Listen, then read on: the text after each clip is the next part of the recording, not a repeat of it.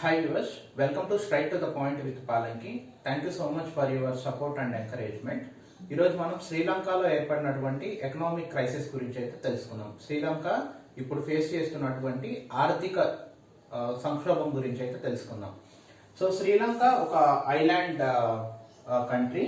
ఇప్పుడు current population వచ్చేసరికి 2.2 crores ఉన్నారు అండ్ కరెన్సీ వచ్చేసరికి శ్రీలంకన్ రూపీ అంటాము. అయితే ఒక Indian rupee is equal to 2.7 Sri Lankan rupee in 2021. Currently 1 Indian rupee is equal to 4 Sri Lankan rupee as per 2022. అంటే ఇక్కడ గమనిస్తే కనుక శ్రీలంకన్ రూపీ యొక్క వాల్యూ 32% ఫాల్ అయిపోయింది విత్ ఇన్ 1 year. అంటే ఈ ఆర్థిక సంక్షోభం అనేది ఈ రోజు వచ్చింది కాదు. గత 2-3 సంవత్సరాల నుంచే శ్రీలంకలో ఉన్నటువంటి పూర్ ఎకనామిక్ మోడల్ వల్ల గ్రాడ్యువల్ గా ఈ ఎకనామిక్ క్రైసిస్ కి శ్రీలంక ఈ రోజు వచ్చింది అనమాట. సో అసలు బేసిక్ గా శ్రీలంక ఎకనామీ ఎలా రన్ అవుతుందో తెలుసుకుందాము. సో ఏ కంట్రీ అయినా సరే దాని సర్వైవల్ కోసం, అంటే కంట్రీలో ఉన్న పాపులేషన్ సర్వైవల్ కోసం 2 things అనమాట. రెండింటి మీద డిపెండెన్సీ ఉంటుంది. ఒకటి ఏంటంటే సెల్ఫ్ ప్రొడక్షన్ ఆర్ ఇంపోర్ట్. అంటే ఒక కంట్రీలో ఉన్న జనాభా అవసరాల కొరకు, అంటే వాళ్ళు వాడే వస్తువులు కానీ ఏవైనా సరే ఏదో సెల్ఫ్ ప్రొడక్షన్ అన్నా చేసుకోవాలి, ఇంపోర్ట్ అన్నా చేసుకోవాలి. ఇప్పుడు ఉన్నటువంటి గ్లోబలైజేషన్, అర్బనైజేషన్ కారణంగా సెల్ఫ్ ప్రొడక్షన్ అనేది హైలీ ఇంపాసిబుల్. అంటే ఏ ఒక్క కంట్రీ అదర్ కంట్రీ మీద, ఒక దేశం ఇంకొక దేశం మీద డిపెండ్ అవ్వకుండా ఉండే పరిస్థితులు అయితే లేదు. ఏదో ఒక వస్తువు కోసం ఖచ్చితంగా పక్క కంట్రీ మీద డిపెండ్ అవ్వాలి. ఆ కంట్రీలో ఉత్పత్తి అయ్యేటువంటి ప్రొడక్ట్స్ అయితే మనం ఖచ్చితంగా ఇంపోర్ట్ చేసుకోవాలి. ఫర్ ఎగ్జాంపుల్ ఇండియా కనుక కన్సిడర్ చేస్తే మనం ఎక్కువగా petrol, gold and electronic devices ని ఎక్కువగా ఇంపోర్ట్ చేసుకుంటా ఉంటాం అదర్ కంట్రీస్ నుంచి.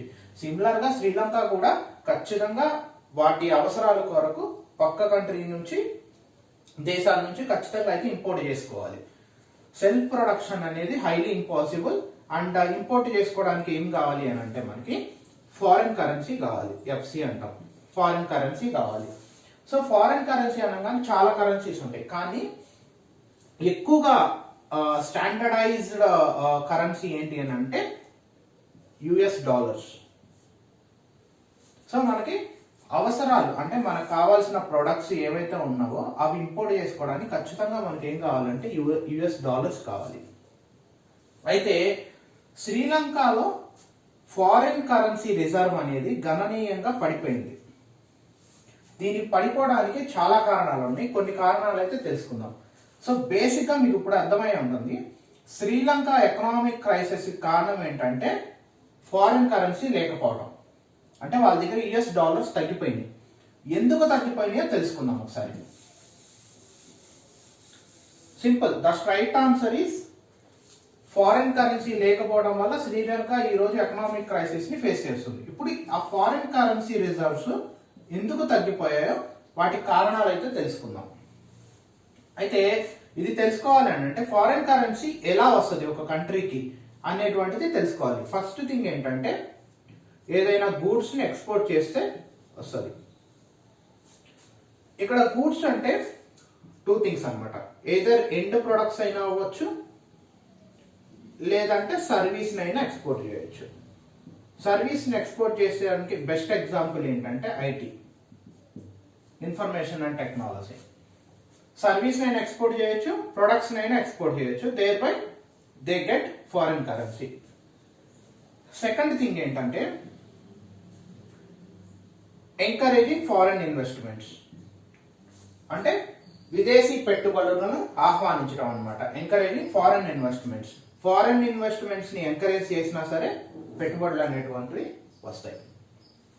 అండ్ థర్డ్ థింగ్ ఏంటంటే శ్రీలంకన్ పీపుల్, సిటిజన్స్ వేరే కంట్రీకి వెళ్ళి వర్క్ చేస్తే వాళ్ళు సెండ్ చేసే, వాళ్ళ కంట్రీకి సెండ్ చేసే amount in the form of foreign currency వస్తుంది. బేసిక్ గా ఈ ఇలా ఫారెన్ కరెన్సీ అనేటువంటిది ఒక కంట్రీకి వస్తుంది. ఏ కంట్రీకైనా, అదే శ్రీలంక కానీ ఇండియా కానీ ఏ కంట్రీకైనా సరే ఫారెన్ కరెన్సీ ఇలా వస్తుంది అనమాట. సరే, ఈ ఫారెన్ ఇన్వెస్ట్మెంట్స్ గురించి దీని గురించి పక్కన పెడదాం మనం. సో ఎక్స్పోర్ట్స్ గురించి చూద్దాం. బేసిక్గా శ్రీలంక ఏ ప్రొడక్ట్స్ ని ఎక్స్పోర్ట్ చేస్తుందో అయితే చూద్దాం ఒకసారి. శ్రీలంక ఎక్కువగా ఎక్కువగా ఎక్స్పోర్ట్ ఏం చేస్తుంది అంటే ఫారెన్ కరెన్సీ రావడానికి 2 రీజన్స్ ఉంటాయి అన్నమాట. 2 రీజన్స్ కాదు, 2 సోర్సెస్ అనొచ్చు. ఫస్ట్ సోర్స్ అంటే ఏంటంటే టూరిజం. సెకండ్ సోర్స్ ఏంటంటే ఎసెన్షియల్ కమోడిటీస్.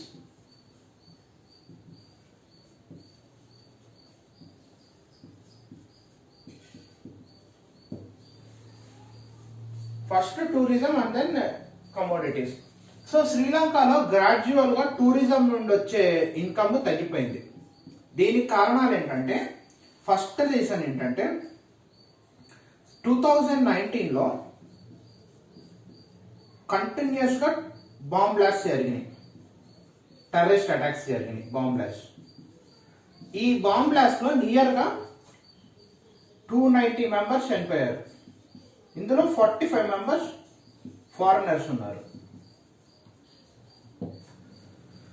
సో ఈ వరుస బాంబు దాడుల వల్ల, టెర్రరిస్ట్ దాడుల వల్ల ఏమైంది అంటే 290 మెంబర్స్ చనిపోయారు. అందులో 45 ఫారినర్స్ ఉన్నారు.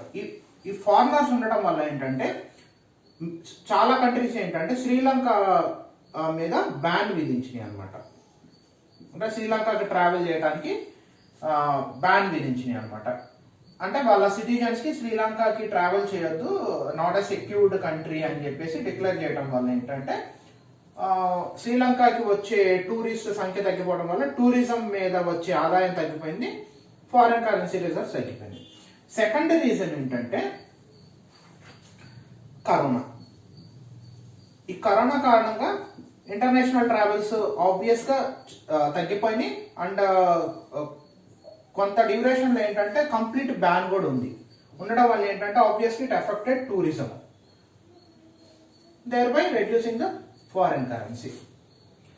So the primary income source ఏంటంటే, one of the primary income source tourism ఇలా డిగ్రేడ్ అయిపోయింది.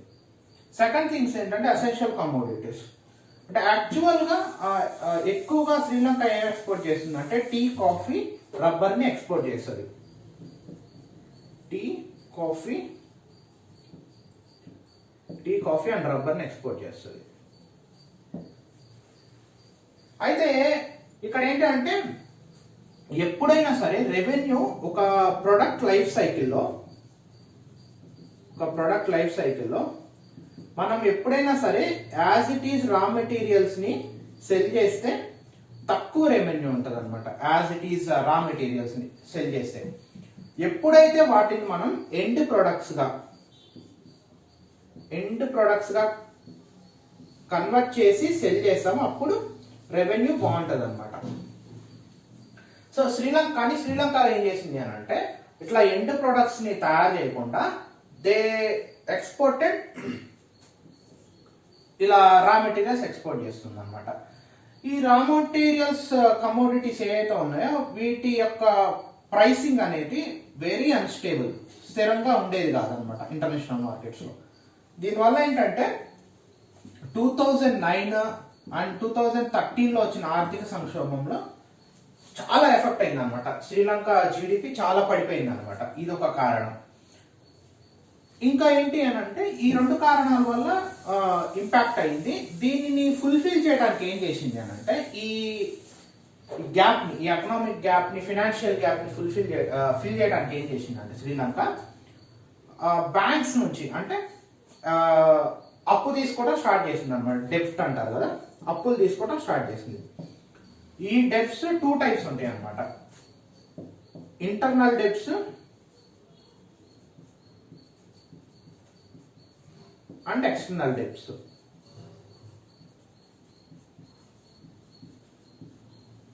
Internal debts and external debts. Internal debts ని ఎక్కడి నుండి తీసుకుంటాయి అని అంటే డొమెస్టిక్ బ్యాంక్స్ నుంచి, అంటే వాళ్ళ కంట్రీ లోపల ఉన్న బ్యాంక్స్ దగ్గర నుంచి, domestic banks or government bonds issue చేయటం వల్ల, గవర్నమెంట్ బాండ్స్ ఇష్యూ చేయటం వల్ల ఒక బ్యాంక్స్ నుంచి అయితే ఇలా అప్పు తీసుకుంటే, అంటే స్టాక్ మార్కెట్లో స్టాక్స్ పెట్టడం వల్ల ఇలా ఈ ఇంటర్నల్ డెప్స్ అయితే ఈ విధంగా అయితే తీసుకుంటుంది అనమాట. మరి ఎక్స్టర్నల్ డెప్స్ అని ఏమంటారంటే వేరే కంట్రీ నుంచి, దీనికి ఇంకో పేరు ఏంటంటే ఫారెన్ డెప్స్, అంటే వేరే కంట్రీ నుంచి. ఏదర్ ఈ ఫారెన్ డెప్స్ ఎలా ఉంటాయి అంటే ఏదర్ ఇంటర్నేషనల్ బ్యాంక్స్ నుండి అయినా తీసుకోవచ్చు, లేదంటే అదర్ కంట్రీస్ నుంచి అయితే తీసుకోవచ్చు. ఎలా అంటే ఇంటర్నేషనల్ బ్యాంక్స్ నుంచి కానీ అదర్ కంట్రీ బ్యాంక్స్ నుంచి కానీ తీసుకోవచ్చు అనమాట. అయితే ఈ ఇంటర్నేషనల్ బ్యాంక్స్ నుంచి ఎప్పుడు అయితే తీసుకుందో జపాన్, ఐ మీన్ శ్రీలంక ఎక్కడి నుంచి తీసుకుంది అని అంటే వరల్డ్ బ్యాంక్ నుంచి తీసుకుంది, జపాన్ బ్యాంక్ నుంచి తీసుకుంది. తీసుకున్నప్పుడు ఏమైంది అంటే వీళ్ళు ఇంట్రెస్ట్ రేట్ చాలా తక్కువ అనమాట, నియర్లీ 0.1% ఉండేది అనమాట. 1% యాన్యువల్ ఇంట్రెస్ట్తో తీసుకునేది అనమాట. అయితే ఇన్ని అప్పులు చేసినప్పటికీ ఫినాన్షియల్ గ్యాప్ని ఫిల్ చేయలేకపోయింది అనమాట. ఇంకేం చేసింది అంటే కొన్ని చేంజ్ అయితే వాళ్ళ ఇన్ఫ్రాలో కొన్ని చేంజెస్ అయితే తీసుకొచ్చింది అనమాట. ఏం చేంజెస్ తీసుకొచ్చింది అని అంటే, సో ఫారిన్ కరెన్సీని గెయిన్ చేసే బదులు ఏంటంటే ఉన్న రిజర్వ్స్ని వాడకం తగ్గించడానికి ట్రై చేసింది అనమాట. అంటే బయట నుంచి సంపాదించకపోగా ఉన్న కరెన్సీని సేవ్ చేయడానికి ట్రై చేసింది అనమాట. దీనికి ఏం చేసిందంటే మేజర్గా బ్లండర్ ఎక్కడంటే, వన్ థింగ్ ఏంటంటే ఆర్గానిక్ ఫార్మింగ్ ని ఫుల్లీ ఆర్గానిక్ ఫార్మింగ్ చేసింది అనమాట. ఆర్గానిక్ ఫార్మింగ్ సడన్ చేంజ్ అనమాట, ఇది గ్రాడ్యువల్ చేంజ్ కాదు, సడన్ చేంజ్. అయితే ఈ ఆర్గానిక్ ఫార్మింగ్ తీసుకోవడానికి అయితే కొన్ని ఆబ్జెక్టివ్స్ అయితే శ్రీలంక గవర్నమెంట్ చెప్పింది. ఫస్ట్ ఆబ్జెక్టివ్ ఏంటంటే ఈ ఆర్గానిక్ ఫార్మింగ్ వల్ల కెమికల్ ఫెర్టిలైజర్ యూసేజ్ తగ్గిపోయి, అంటే ఒక మోడల్ కంట్రీగా, అంటే ఫస్ట్ ఫుల్లీ ఆర్గానిక్ ఫార్మింగ్ చేసే ఒక కంట్రీగా శ్రీలంక వరల్డ్ మ్యాప్ లో తనకు తాను ఎస్టాబ్లిష్ చేసుకోవాలి అనుకుంటుంది అనమాట. అది ఫస్ట్ రీజన్. సెకండ్ రీజన్ ఏంటి అని అంటే కెమికల్ ఫెర్టిలైజర్స్. యాక్చువల్గా శ్రీలంకలో కెమికల్ ఫెర్టిలైజర్స్ అసలు ఒక్క కంపెనీ కూడా లేదు, ప్రొడ్యూస్ చేసే కంపెనీ, మ్యానుఫ్యాక్చరింగ్ చేసే కంపెనీ లేదనమాట. So it depends on China and other countries for the chemical fertilizers. ఇప్పుడు ఆర్గానిక్ ఫార్మింగ్ చేయడం వల్ల ఏంటంటే they purely depend on manures, natural manures, and chemical fertilization import తగ్గిపోతుంది. దేర్ బై ఈ foreign currency అనేటువంటిది reserves అనేవి స్టేబుల్గా ఉంటాయి, అట్లీస్ట్ తగ్గకపోయినా స్టేబుల్గా ఉంటాయి అనే ఆలోచన అయితే చేసింది. దీనివల్ల ఏమైందంటే as a result of organic farming, ఈ ఆర్గానిక్ ఫార్మింగ్ అనేది గ్రాడ్యువల్గా చేయాల్సిన ప్రాసెస్. సడన్ గా చేయడం వల్ల ఏంటంటే అగ్రికల్చర్ అవుట్పుట్స్ పడిపోయినాయి.